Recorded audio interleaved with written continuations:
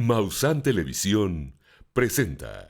Buenas noches, soy Mauricio Vázquez y a nombre de Sebastián Maussan le doy la bienvenida a Tercer Milenio 360 Internacional. Estas son las que consideramos las verdaderas noticias. Enfrentamientos, uso de violencia y gases lacrimógenos en una redada del ICE en California. Crece el repudio internacional a la política anti-inmigrante de Donald Trump. Continúa el drama en Texas por las inundaciones y el recuento de los daños. Son imágenes e historias dramáticas. Donald Trump visita el lugar por primera vez. Israel reconoce que no destruyó el uranio de Irán durante los bombardeos contra la base Fordo. Científicos de Colossal Bioscience, quienes clonaron al lobo terrible que se extinguió después de la era del hielo, quieren traer de regreso al moa gigante, el ave más grande que ha existido. Impresionante. Así iniciamos con las noticias más relevantes del día, solo aquí, en Tercer Milenio 360 Internacional.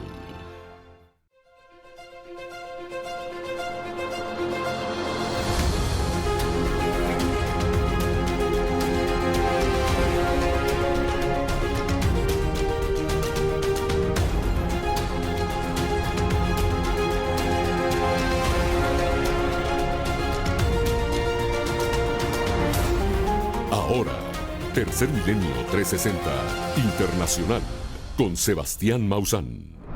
ICE realiza redada masiva en una granja de Camarillo, California. Hubo enfrentamientos con manifestantes y uso de gas lacrimógeno.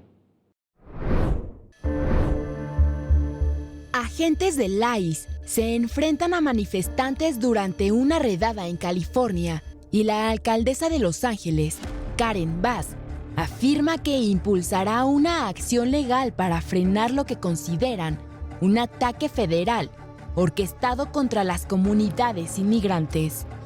Los agentes de inmigración y control de aduanas, acompañados por tropas de la Guardia Nacional en vehículos, se presentaron en dos lugares operados por Glass House Farms, uno en la ciudad del condado de Santa Bárbara y otro en la comunidad del condado de Ventura, Camarillo.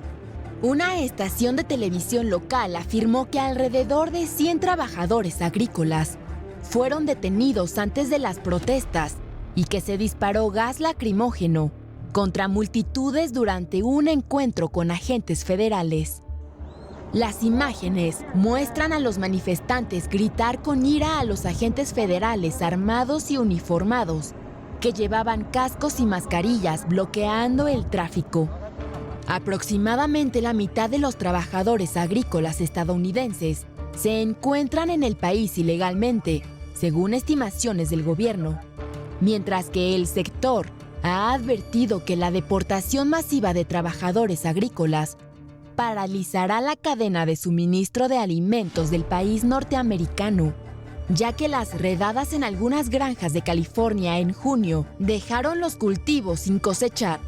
Mientras que Karen Bass anunció que Los Ángeles y otros municipios del sur de California se unieron a una demanda contra la administración del presidente Donald Trump con el objetivo de detener las redadas de inmigración que extienden el pánico entre las comunidades de inmigrantes y provocan protestas. La ridícula demostración de fuerza que viste en MacArthur Park, que fue exagerada solo para demostrar a Los Ángeles que el gobierno federal es un gran matón y va a entrar cuando quieran. Entonces, si quieren hacer esto de una manera organizada, recuerden que esto comenzó con criminales violentos, con traficantes de drogas. Y ahora estamos hablando de mujeres que están vendiendo fruta en una esquina, personas que están tratando de sobrevivir día a día como jornaleras o lavados de autos. La gente está empezando a quejarse ahora porque los lavados de autos no están abiertos. Con esta acción legal, Los Ángeles marca su primer esfuerzo formal para detener las redadas, después de que la administración demandó a la ciudad en junio por limitar la cooperación con las autoridades federales de inmigración.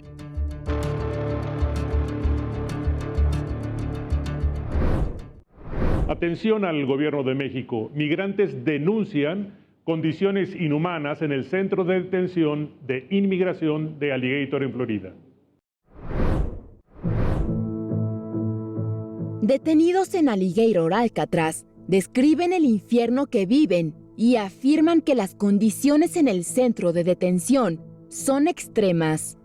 Un artista cubano detenido actualmente por el ICE denunció la muerte de un inmigrante en condiciones que calificó inhumanas en una declaración a través de una llamada telefónica y publicada en sus redes sociales. Algunas de las condiciones descritas por las personas recluidas en su interior son gusanos en la comida, inodoros sin agua, inundaciones con desechos fecales, días sin una ducha o medicamentos recetados, mosquitos e insectos por todas partes, luces encendidas toda la noche y aire acondicionado que se apaga repentinamente en medio del calor tropical. Mientras que otros inmigrantes detenidos afirman que únicamente reciben un sándwich al día sin productos de higiene como cepillos dentales o jabón y que el acceso a atención médica es limitado. La abogada de inmigración, Josefina Arroyo, afirmó: estos son seres humanos que tienen derechos inherentes y tienen derecho a la dignidad. Por su parte, los funcionarios del gobierno niegan rotundamente las condiciones descritas por los detenidos y niegan el acceso a los medios de comunicación, y la portavoz de la División de Manejo de Emergencias de Florida, Stephanie Hartman, declaró: los informes sobre las condiciones en las instalaciones son completamente falsos. La instalación cumple con todos los estándares requeridos y está en buen estado de funcionamiento.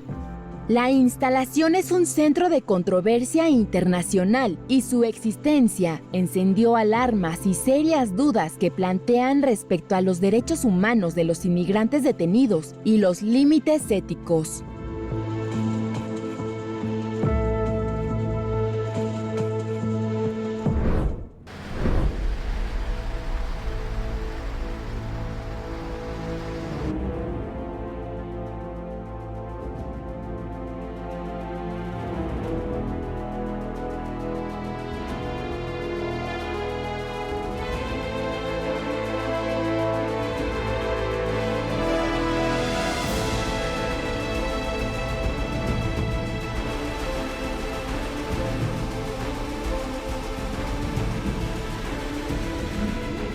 Donald Trump llega a Texas tras las graves inundaciones que azotaron al estado esta semana.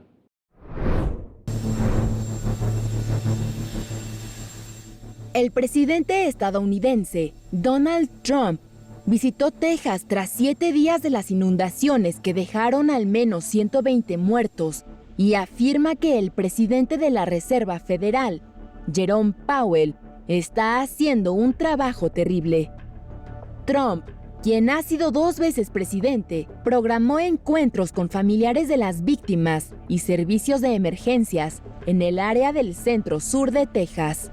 Al dejar la Casa Blanca para desplazarse a Texas, afirmó: es una cosa horrible. Nadie podía ni siquiera quererlo. Tal cosa, tanta agua tan rápido, sin que se rompa una presa. Pensarías que una presa tendría que romperse para tenerlo. Así que, algo terrible. Pero vamos a estar allí con algunas de las grandes familias y otros, el gobernador y todos. Por otra parte, antes de emprender su viaje a Texas, Trump declaró que Jerome Powell está haciendo un trabajo terrible. Creo que está haciendo un trabajo terrible. Creo que deberíamos tener una tasa de interés 3 puntos más baja. Le está costando mucho dinero a nuestro país.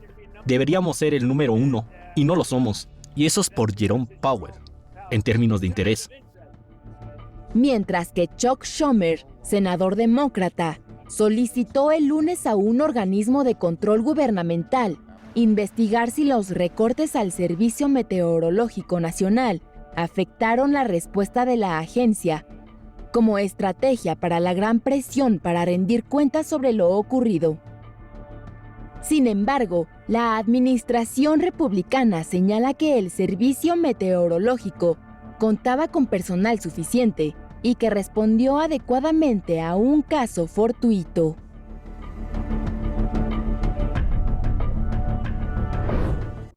Ahora vamos con Oscar Morales, que se encuentra en Texas, para darnos un reporte completo.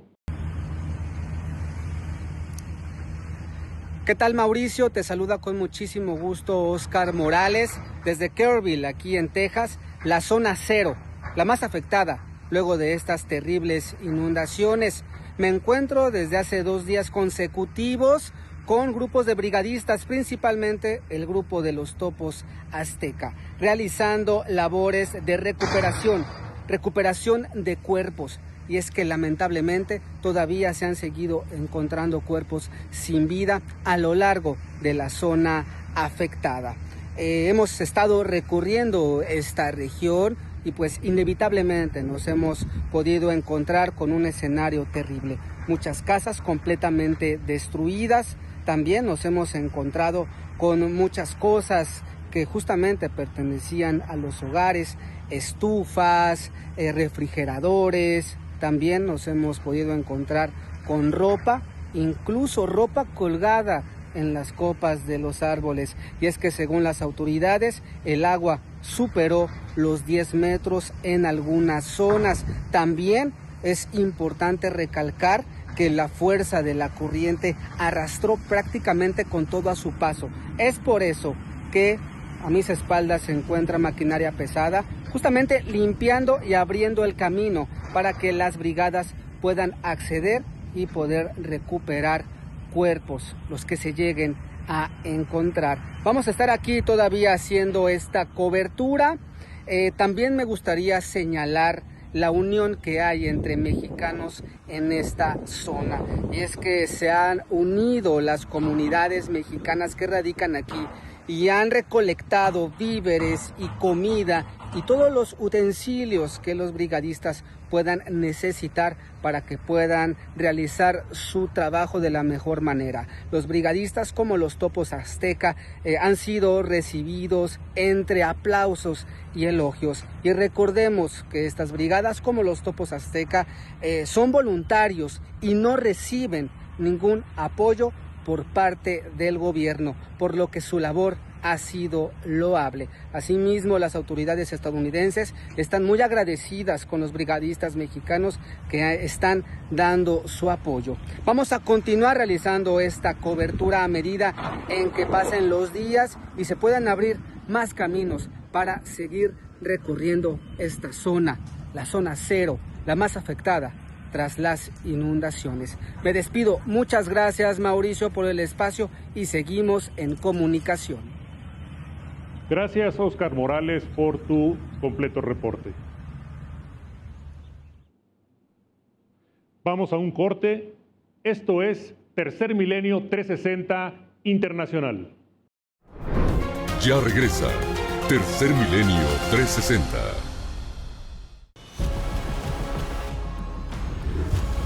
Canal 3.3.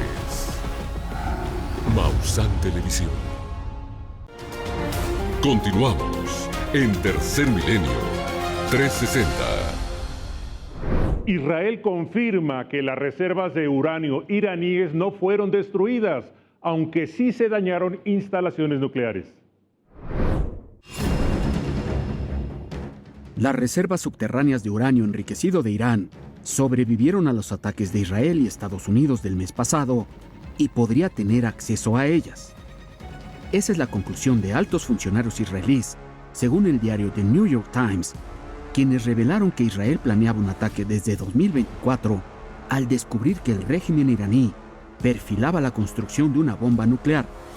A su vez, Estados Unidos aseguró que no dispone aún de la información para confirmar que sus bombas antibúnker usadas en la operación llamada Martillo de Medianoche llegaron hasta el fondo de la fortaleza subterránea Fordow, la principal planta de enriquecimiento de uranio de Irán. Se trata de un nivel de información al que no tenemos acceso en este momento. No sabemos del alcance de nuestras bombas. Este fue el mayor bombardeo con aviones B-2 de la historia de Estados Unidos, con más de 125 aeronaves, incluyendo 7 B-2, aviones cisterna de reabastecimiento, de reconocimiento y casas, así como 75 bombas y misiles. No obstante, otras fuentes cercanas a la Casa Blanca en Washington informaron que la Agencia de Reducción de Amenazas de Defensa consiguió el objetivo y las bombas llegaron a los puntos previstos por Washington. El ataque contra Fordow utilizó bombas penetradoras antibúnker GBU-57 de más de 13 toneladas de peso cada una, capaces de llegar a una gran profundidad antes de explotar, lo que las hace adecuadas para atacar búnkers y túneles. La información de hoy contradice el triunfalismo del presidente Donald Trump tras los bombardeos, cuando dijo, el pasado 25 de junio, se ha logrado un daño monumental a los sitios nucleares iraníes. Aniquilación es la palabra precisa, y el mayor daño ocurrió muy por debajo del nivel del suelo. Después de los ataques, se dijo que Irán cambió de lugar la mayor parte de sus reservas de uranio altamente enriquecido de la base nuclear de Fordow a un sitio no revelado horas antes de los bombardeos. Imágenes satelitales de antes y después del ataque parecieron confirmar que el régimen del ayatolá Ali Khamenei estaba preparado para el bombardeo y que engañó a las fuerzas estadounidenses e israelíes.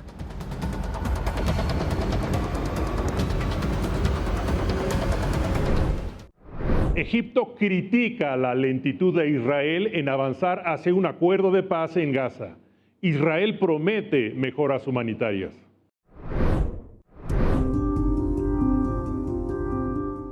De acuerdo con fuentes oficiales de Egipto, las negociaciones en Doha para un alto al fuego en Gaza entre Israel y Hamas, con la mediación de Egipto y Qatar, avanzan lentamente debido a las exigencias israelíes de mantenerse en el territorio palestino y controlar militarmente más de un tercio de su territorio.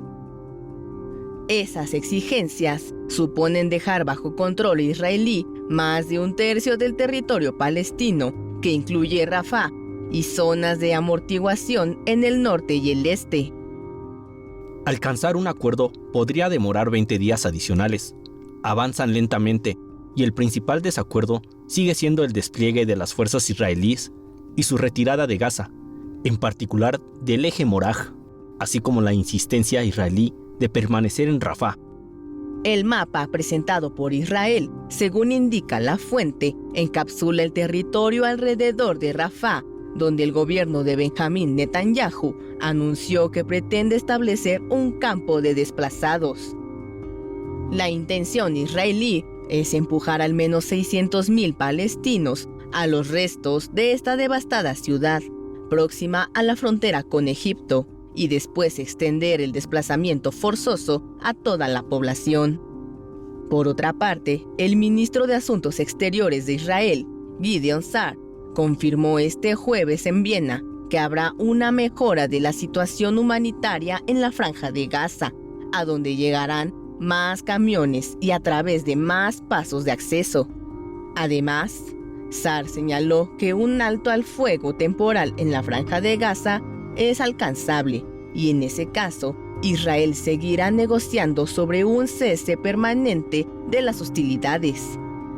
La propuesta sobre la mesa que se está debatiendo en Doha plantea una tregua de 60 días, durante la cual Hamas e Israel deberán negociar su continuación en un alto al fuego permanente. El documento de este plan plantea que de no alcanzar las partes un acuerdo sobre el día después de la tregua, esta podría prolongarse hasta que lo alcancen.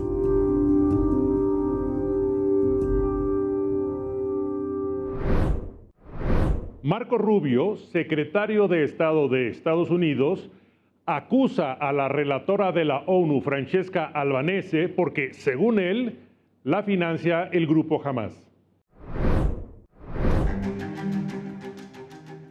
El gobierno de los Estados Unidos, encabezado por el presidente Donald Trump, impuso sanciones a Francesca Albanese, relatora especial de la ONU para los territorios palestinos.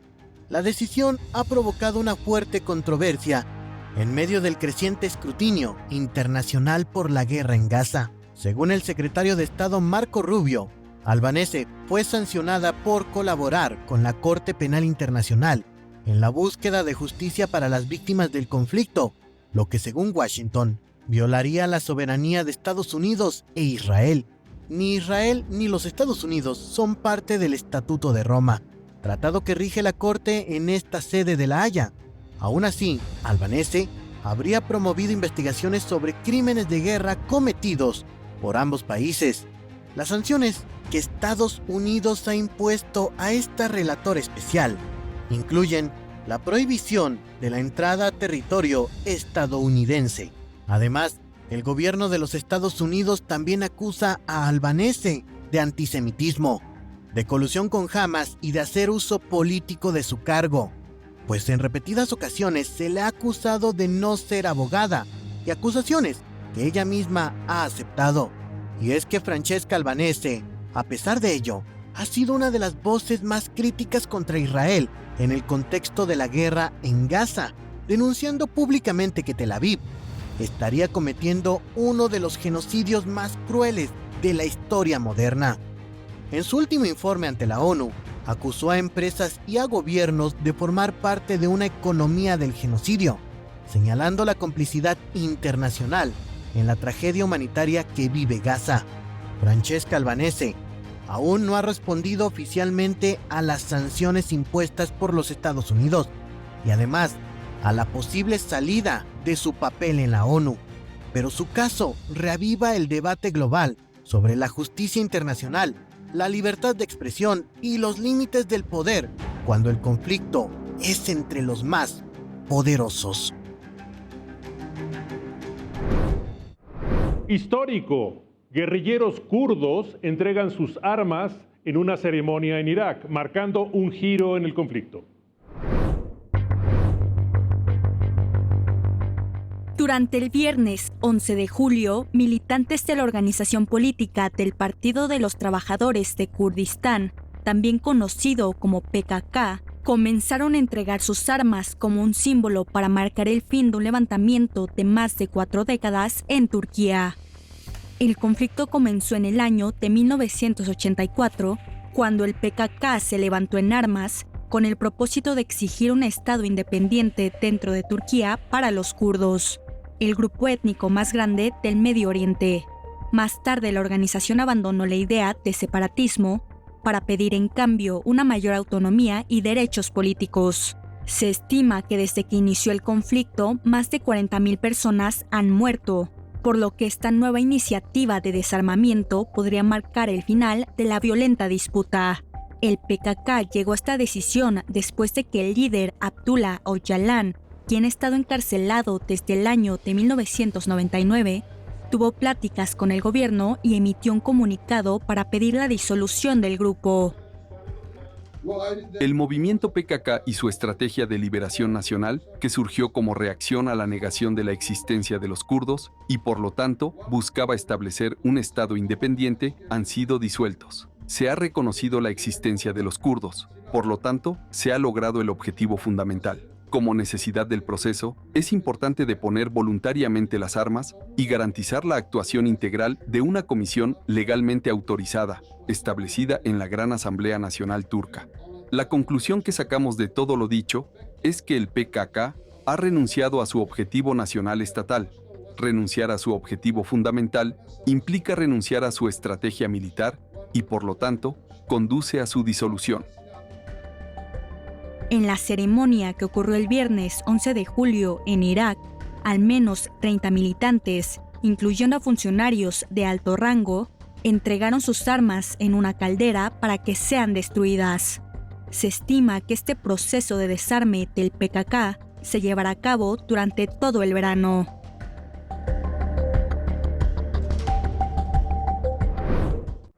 Nos interesa su opinión. Llámenos al número que aparece en pantalla. El gobierno mexicano entrena perros para detectar el gusano barrenador. Esto es Tercer Milenio 360 Internacional. Ya regresa Tercer Milenio 360. Canal 3.3.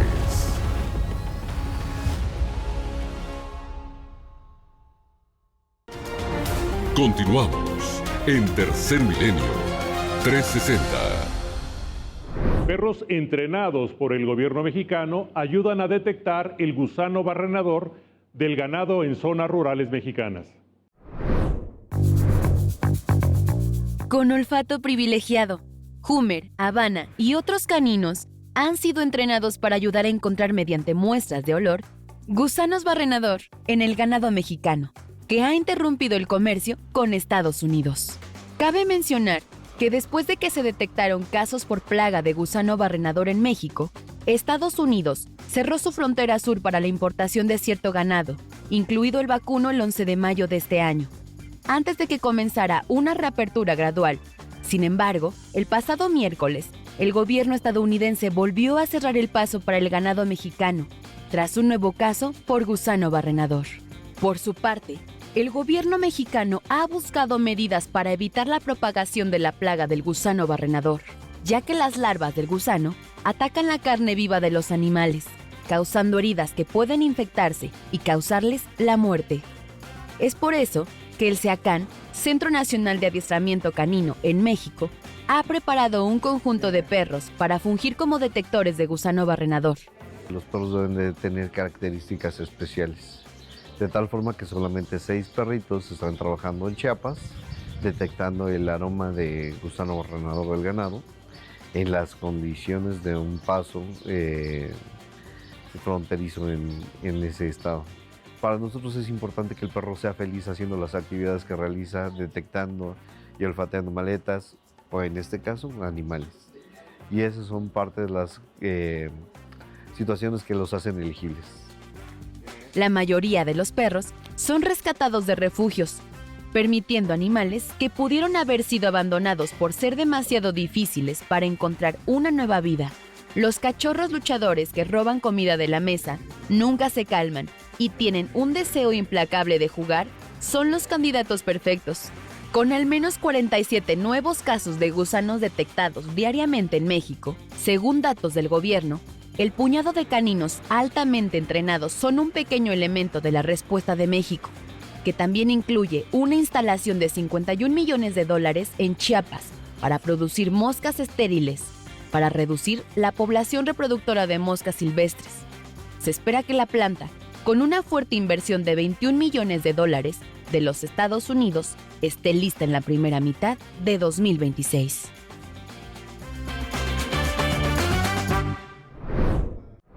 Más de 100 réplicas tras un sismo de 5.2 sacuden a Guatemala. Familias duermen a la intemperie por miedo a nuevos temblores.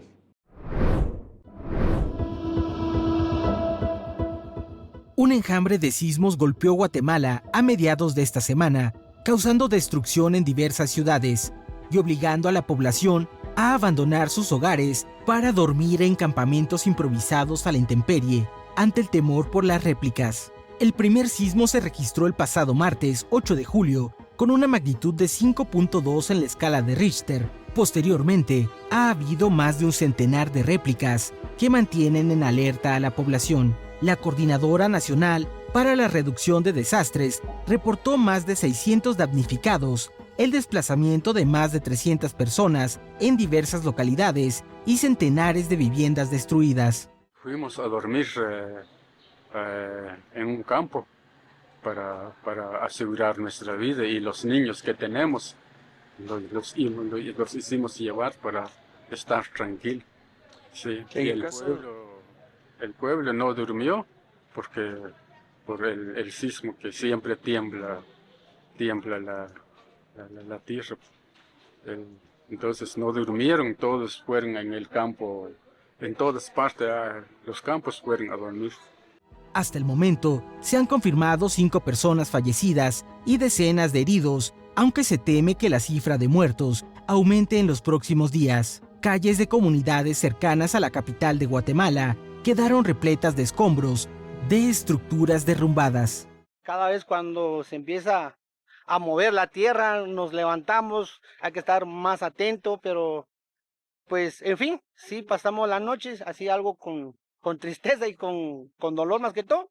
Y hay algunas personas que han perdido sus seres queridos por derrumbes por allá y por otros por allá y por pánico de miedos. Todo eso sí ha afectado bastante lo que está pasando hoy en día. Los movimientos telúricos en Guatemala son un fenómeno constante debido a la ubicación del país entre 3 placas tectónicas, así como por las fallas que atraviesan el territorio.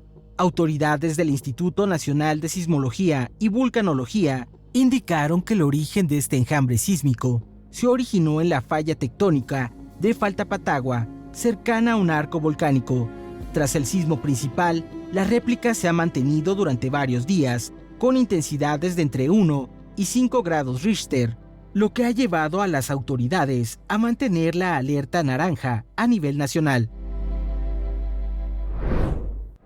Medios estatales reportan una intensa ola de calor que afecta a varias regiones de Corea del Norte y Corea del Sur. En Corea del Norte, los medios estatales informaron sobre una ola de calor que golpeó varias regiones de todo el país. Las imágenes emitidas el pasado jueves 10 de julio mostraron a norcoreanos caminando por las calles con paraguas y sombreros para evitar el calor, mientras otros se refrescaban en las fuentes de agua.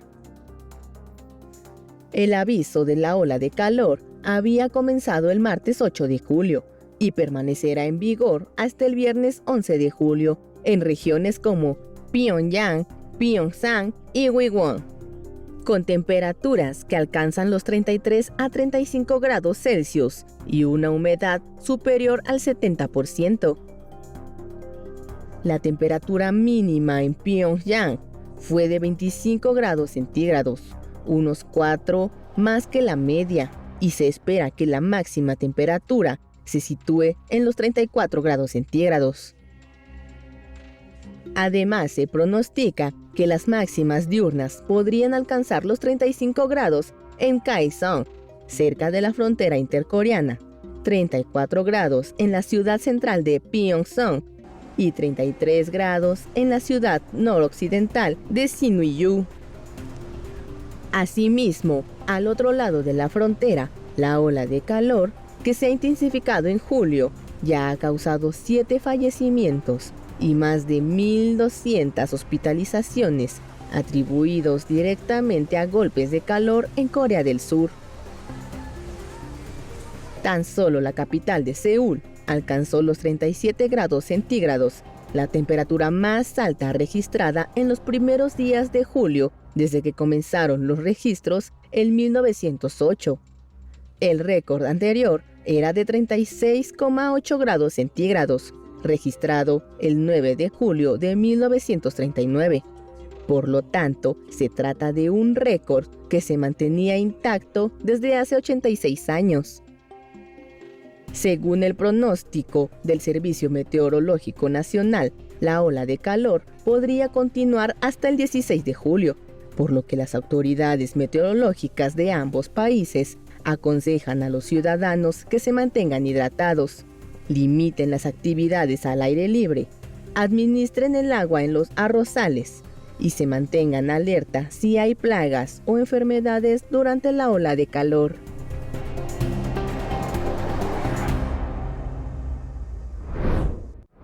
Inundaciones golpean Tokio y Pekín. En China, 10 desaparecidos y miles de evacuados por lluvias torrenciales. China y Japón viven los estragos por las intensas lluvias que han provocado inundaciones en diferentes regiones de cada nación, lo que ha instado la evacuación de cientos de personas para evitar mayor afectación.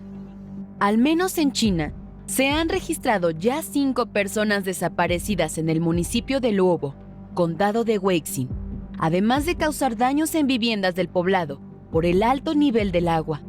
Asimismo, gran parte de la ciudad de Saotong también fueron testigos de las lluvias torrenciales, las cuales dejaron afectaciones en gran parte de la localidad. Por otra parte, en Tokio, capital de Japón, sonaron las alarmas mientras la ciudad fue golpeada por un aguacero torrencial este jueves 10 de julio, que provocó la interrupción temporal de servicios del tren bala Shinkansen en Tokio y sus alrededores, ya que la agencia meteorológica había puesto en alerta a los pobladores por las intensas lluvias. De acuerdo a Japan Times, un diario informador de Japón señaló que las lluvias aún continuarían hasta las 6 de la tarde de este viernes. Asimismo, la Agencia Meteorológica de Japón señaló que las condiciones atmosféricas son debido a un frente, además de la famosa temporada de lluvia de ciruelas, la cual generalmente empieza a mediados de junio y principios de julio, una temporada que se conoce por lluvias persistentes y alta humedad. Asia Oriental se encuentra en una crisis climática impredecible, de la cual se espera que no continúe afectando a los pobladores.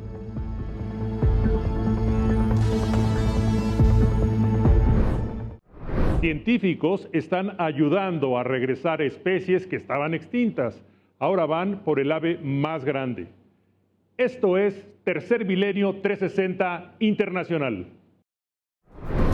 Ya regresa Tercer Milenio 360.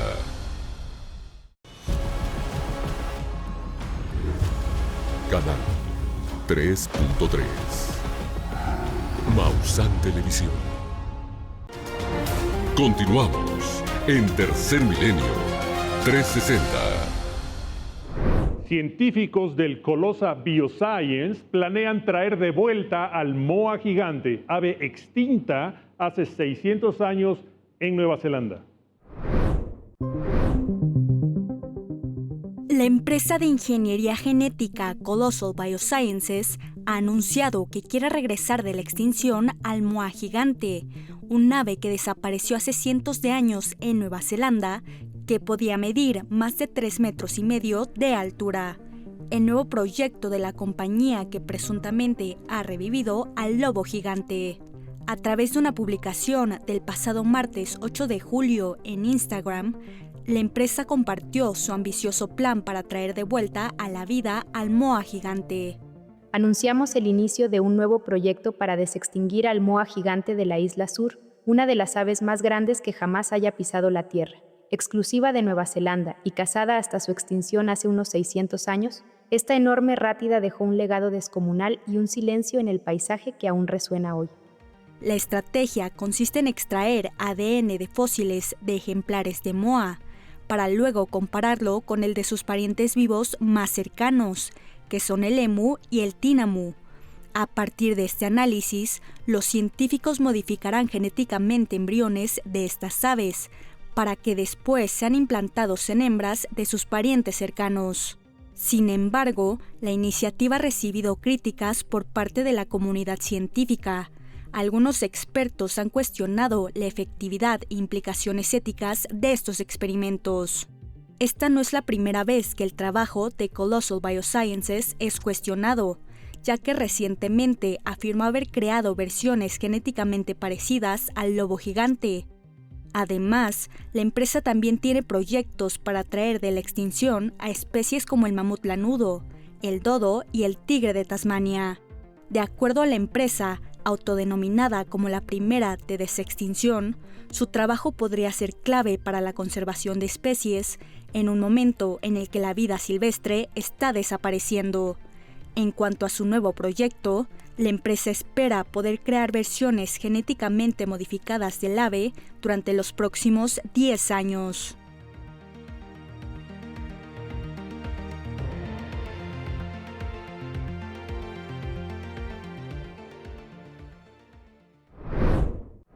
Trabajadores descubren fósiles de dinosaurio en el estacionamiento del Museo de Denver.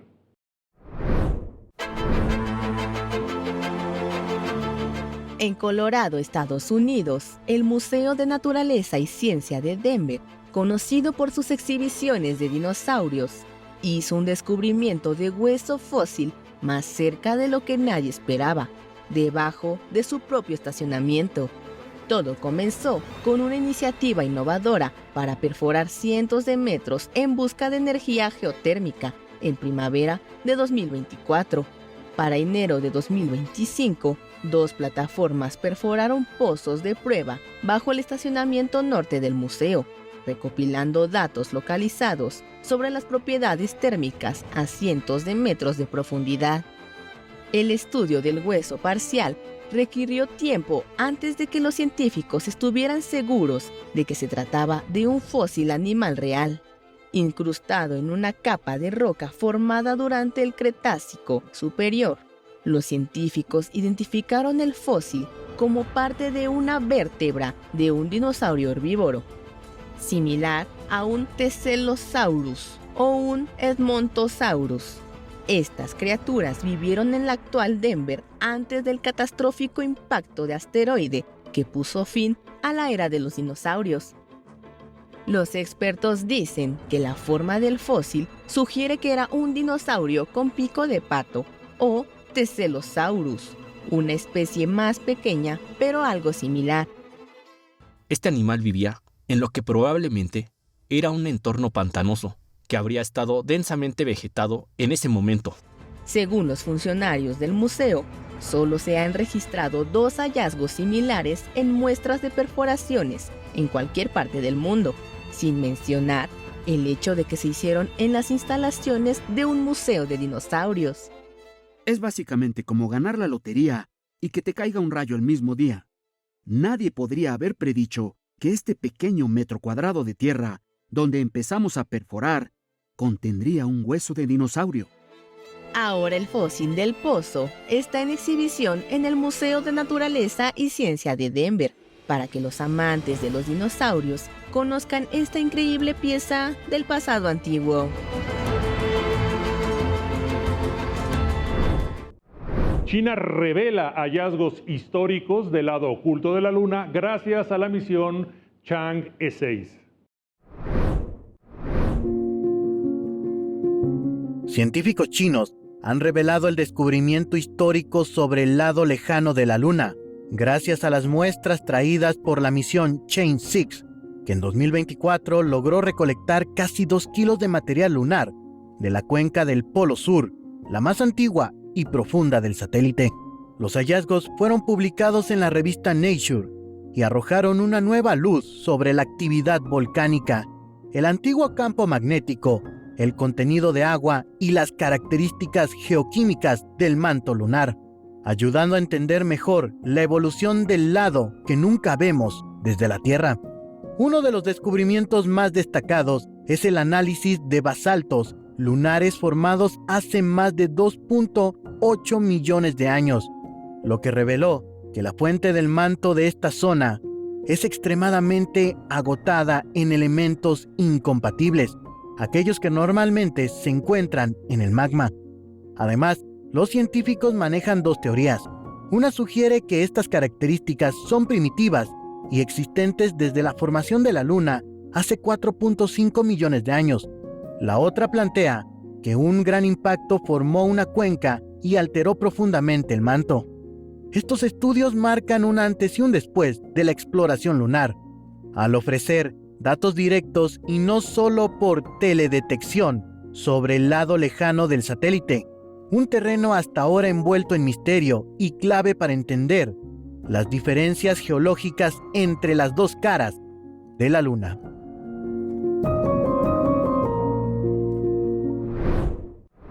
El Congreso de Estados Unidos sigue posponiendo las audiencias sobre fenómenos aéreos no identificados. Legisladores denuncian obstáculos. Este mes de julio, finalmente podría celebrarse la próxima audiencia pública UAP, como hoy se conoce a los ovnis, en el Congreso de los Estados Unidos, ya que a partir de que la representante Ana Paulina Luna se hiciera cargo de las audiencias, ya se han cancelado 2 sesiones públicas. Por lo que al parecer, el proceso de desclasificación sobre las inteligencias no humanas está enfrentando nuevos obstáculos. La misma congresista Luna anunció que una sesión UAP pública se realizaría el 29 de noviembre del año pasado, aunque se suspendió hasta el 15 de mayo del 2025. Pero una vez más se canceló sin explicación alguna. Ahora la representante republicana indicó durante una entrevista para el medio Azcapotzalco que buscaban acordar una fecha posterior al 4 de julio para celebrar la audiencia cancelada. ¿Alguna expectativa de cuándo sería? Sí, de hecho estamos trabajando para obtener las fechas para eso, pero pensamos que después del fin de semana del 4 de julio. Oh, entonces, ¿antes de agosto? Sí. Y nuevamente este 8 de agosto, el periodista Matt Laszlo volvió a cuestionar a la representante Luna sobre la fecha de la próxima audiencia UAP, a lo que la congresista ratificó que sería en el mes de julio. Por su parte, el también representante Eric Burlison, quien asistió a la rueda de prensa internacional sobre la esfera de Buga del pasado 20 de junio en las instalaciones de Maussan Televisión, afirmó durante una reciente entrevista que los miembros del grupo parlamentario UAP en el Congreso están considerando realizar 2 audiencias públicas sobre los no identificados. Una de ellas con personas que trabajaron directamente para el Pentágono en los programas de recuperación de accidentes OVNI o de ingeniería inversa de tecnología no humana. Y la segunda audiencia se espera que se realice con la directora de Inteligencia Nacional, Tulsi Gabbard. Por lo que pronto podríamos tener una fecha de la siguiente audiencia pública sobre el fenómeno OVNI en el Congreso de los Estados Unidos.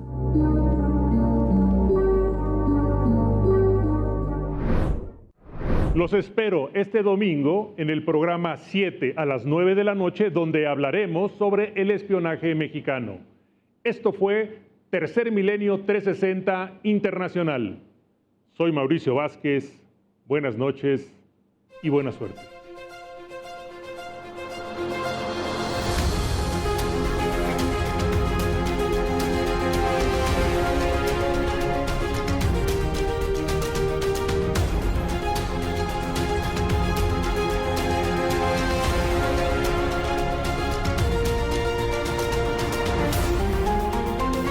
Esto fue Tercer Milenio 360.